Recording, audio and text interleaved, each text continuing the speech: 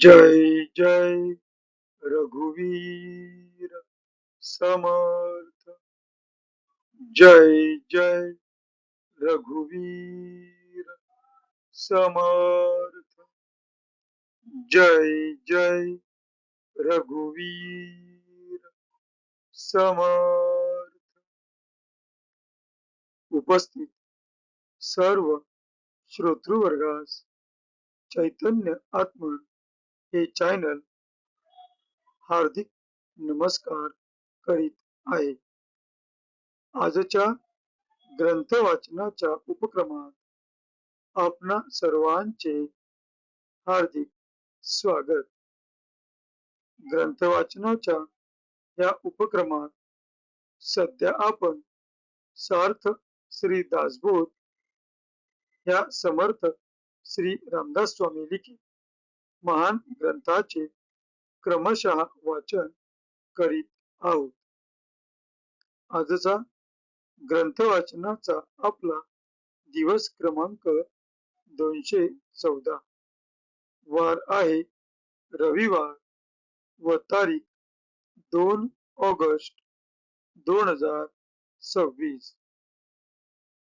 चला तर मग समर्थ श्री रामदास स्वामी यांना गुरुवंदना अर्पण करून आजच्या ग्रंथ वाचनास आपण सुरुवात करूया। गुरुर ब्रह्मा गुरुर विष्णू गुरुर देवो महेश्वरः। गुरु साक्षात परब्रह्म तस्मै श्री गुरवे नमः। तस्मै श्री गुरवे नमः। तस्मै श्री गुरवे नमः। जय जय रघुवीर समर्थ। आता आपण सार्थ श्री दासबोध या ग्रंथाच्या श्रवणाच्या फलश्रुतीचे वाचन करणार आहोत। या फलश्रुतीचे सुंदर असे वर्णन समर्थ श्री रामदास स्वामी यांनी त्यांच्या सार्थ श्री दासबोध या ग्रंथातील प्रथम दशकातील प्रथम समासात केलेले आहे। या फलश्रुतीचे आता आपण वाचन करूया। सर्व संशय एकदम नाहीसे होऊन क्रियेमध्ये म्हणजे आचारामध्ये ताबडतोब फरक पडतो। इथे समर्थ श्री रामदास स्वामी आपणास सांगू इच्छित आहेत की जो कोणी व्यक्ती सार्थ श्री दासबोध या ग्रंथाचे नित्य नियमाने वाचन किंवा श्रवण करील त्या व्यक्तीच्या आचरणामध्ये ताबडतोब फरक पडतो। सायुज्य मुक्तीचे रहस्य कळून येऊन तिच्या प्राप्तीचा सुलभ मार्ग सापडतो। दुसऱ्या बिकट साधनांचे कारण पडत नाही। अज्ञान दुःख व भ्रांती यांचा नाश होऊन तत्काळ ज्ञानाचा लाभ होतो अशी या ग्रंथाची फलश्रुती आहे। योग्यांचे परमभाग्य असे वैराग्य अंगामध्ये बांधते। विवेक व चातुर्य यथायोग्य प्राप्त होते। जे कोणी संशयग्रस्त अवगुणी व अवलक्षणी असतील ते सुलक्षणी धूर्त तत्ववेत्ते चतुर व समयज्ञ असे होतील। आळशी असतील ते उद्योगी होतील, पाप्यांना पश्चाताप होऊन ते शुद्ध होतील आणि भक्ती मार्गाचे निंदक असतील तेही भक्ती मार्गाला वंदन करू लागतील. बद्धांचेच मुमुक्षु होतील व मूर्ख अति दक्ष होतील. अभक्तांना भक्ती मार्गाच्या योगाने मोक्ष मिळेल. अनेक दोषांचा नाश होऊन पतित असतील तेच पावन होतील. तात्पर्य, हा ग्रंथ नुसता ऐकल्याने प्राण्याला उत्तम गती मिळेल. देह बुद्धीमुळे येणारे अनेक प्रकारचे धोके, संशयाचे अनेक धागेदोरे, संसारातील अनेक उद्वेग हा ग्रंथ ऐकल्याने नाश पावतील. हा ग्रंथ ऐकल्याने अधोगती चुकून मनास विश्रांती व समाधान मिळेल, अशी या ग्रंथाची फलश्रुती आहे. ज्याचा भावार्थ जसा असेल तसे त्याला फळ मिळेल. जय जय रघुवीर समर्थ. आता आपण सार्थ श्री दासबोध या ग्रंथाच्या क्रमशः वाचनास सुरुवात करीत आहोत. आजपासून आपण या ग्रंथातील देव शोधनाचा या 6व्या दशकातील सृष्टी कथन या 6व्या समासाच्या वाचनास सुरुवात करीत आहोत. आपणासमोर जे पृष्ठ दिसत आहे त्या पृष्ठातील दुसरा परिच्छेद श्रीराम या शब्दाने सुरू होतोय. तर तेथूनच आपण आजच्या ग्रंथ वाचनास सुरुवात करीत आहोत. श्रीराम. सृष्टीपूर्वी ब्रह्म असे, तेथे सृष्टी मुळीच नसे. आता सृष्टी दिसत असे, ते सत्य की मिथ्या? तुम्ही सर्वज्ञ गोसावी, माझी आशंका फेडावी. ऐसा श्रोता विनवी, वक्तयासी. आता ऐका प्रत्युत्तर, कथेसी व्हावे तत्पर. वक्ता सर्वज्ञ उदार, बोलता झाला. जीवभूतः सनातन, ऐसे गीतेचे वचन.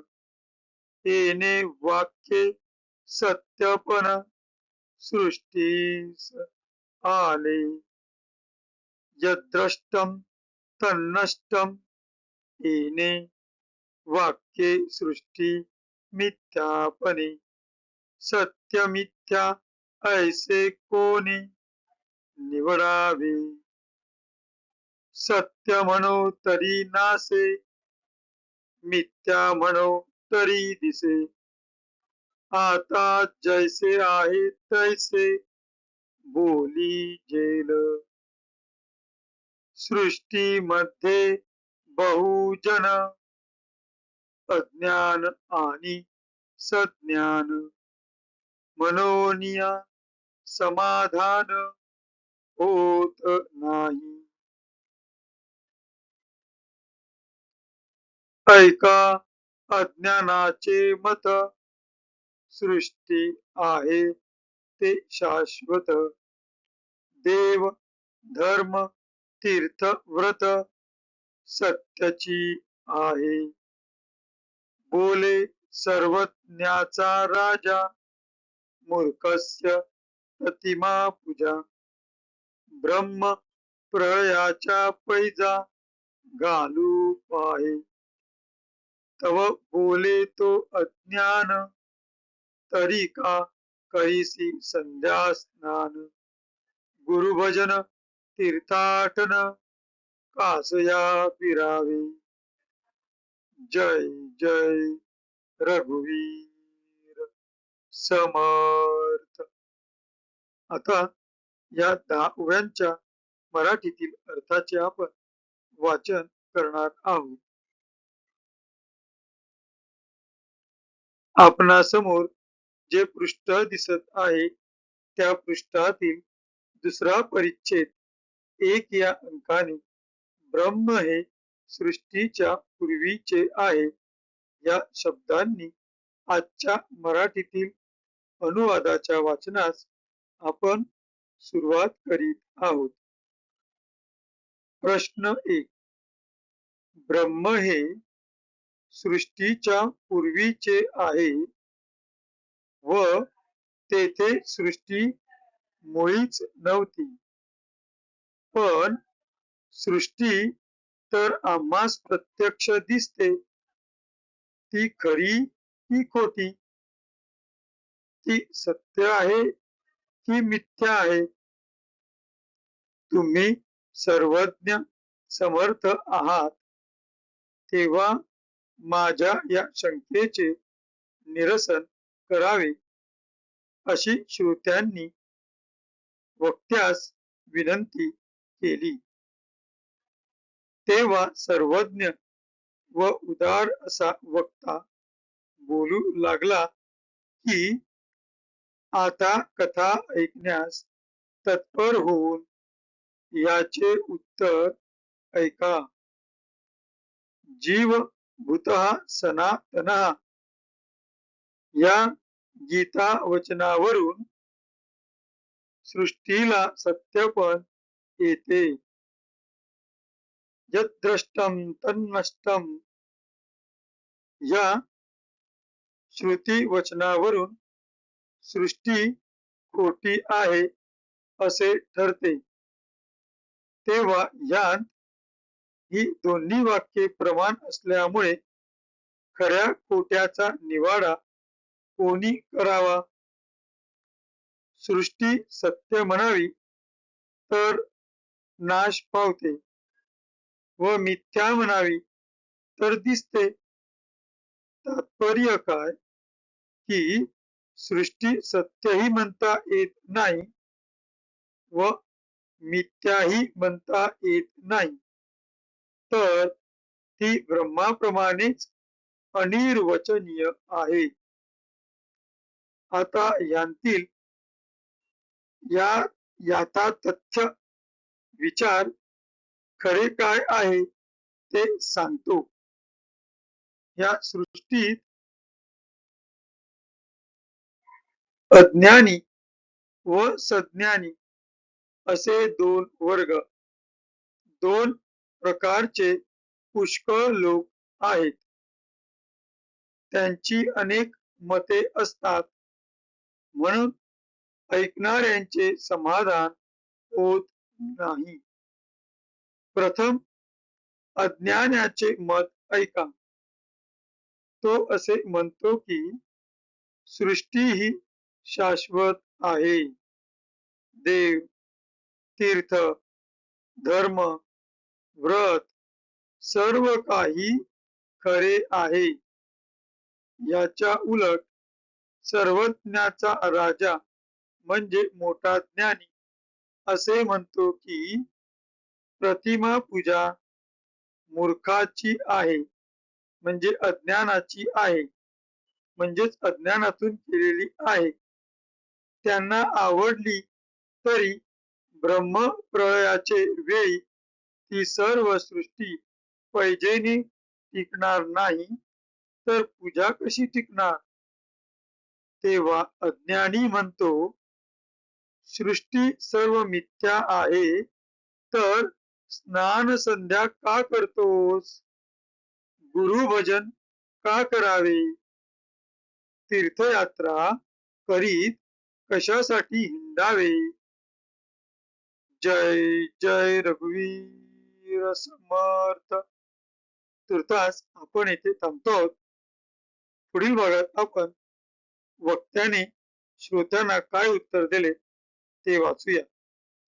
आता आपण कृतज्ञतापूर्वक समर्थ श्री रामदास स्वामी यांना वंदन करून आजच्या या ग्रंथ वाचनाच्या भागाची सांगता करूया.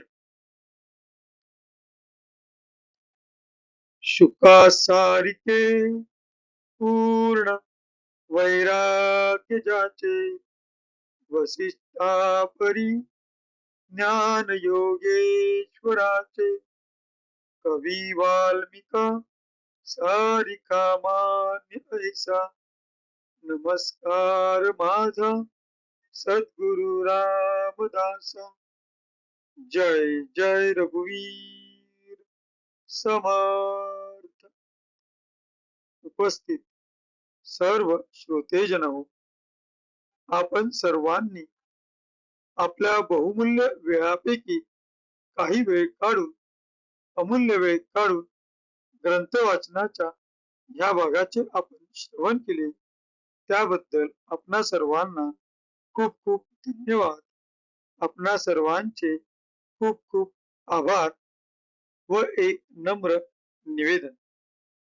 आमचे रोजचे ग्रंथ वाचन व आपले रोजचे ग्रंथ श्रवण जर आपणा सर्वांस आवडत असेल, उपयुक्त वाटत असेल, काही ज्ञानबोध जर आपणास या ग्रंथ श्रवणातून होत असेल तर कृपया आपण आमच्या चॅनेलला सबस्क्राईब करा, लाईक करा, शेअर करा किंवा काही मत मांडावयाचे असल्यास कमेंटमध्ये असे लिहा. ही आपणा सर्वांना नम्र विनंती. भेटू पुढील भागात. जय जय रघुवीर समर्थ.